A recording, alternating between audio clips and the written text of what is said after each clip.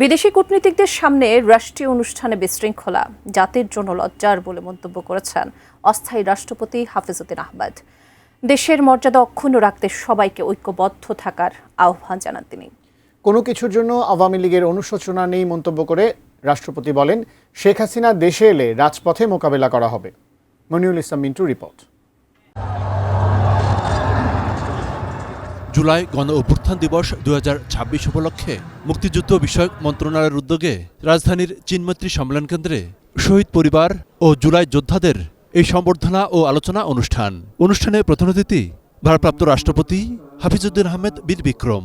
এতে অংশ নেন জামাত ইসলাম, এনসিপি সহ বিভিন্ন রাজনৈতিক দলের নেতা এবং বিদেশি কূটনীতিকরা।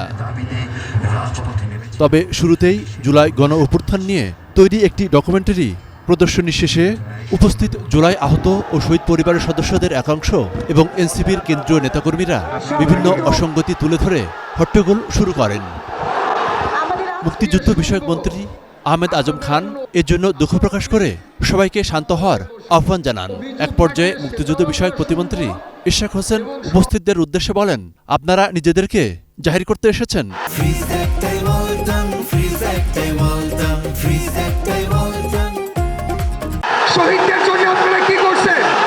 এই মন্তব্যের পর আবারও হট্টগোল শুরু হয়। পরে স্বরাষ্ট্রমন্ত্রী সালাউদ্দিন আহমেদ মাইকে সবাইকে শান্ত থাকার আহ্বান জানান এবং যাদের আপত্তি রয়েছে তাদের মঞ্চে এসে মতবাদ দেওয়ার অনুরোধ করেন। এরপর সদস্য সচিব আক্তার হোসেন মঞ্চে উঠে শহীদ পরিবারের প্রতি সম্মান জানিয়ে সবাইকে শান্ত থাকার আহ্বান জানালে আবারও অনুষ্ঠান শুরু হয়। সুষ্ঠুভাবে আমাদের যে প্রোগ্রাম সেটা আমরা সম্পূর্ণ করব। আপনাদের কাছে আমি পরবর্তীতে অনুরোধ করছি। রাষ্ট্রপতি তার বক্তৃতায় বলেন, জুলাই গণ অভ্যুত্থান দিবসে রাষ্ট্রীয় অনুষ্ঠানের মর্যাদা রাখতে না পারা এবং বিশৃঙ্খলা দুঃখজনক। এই সরকার নির্বাচিত একটি সরকার, এটুকু শ্রদ্ধা সম্মান প্রাপ্য।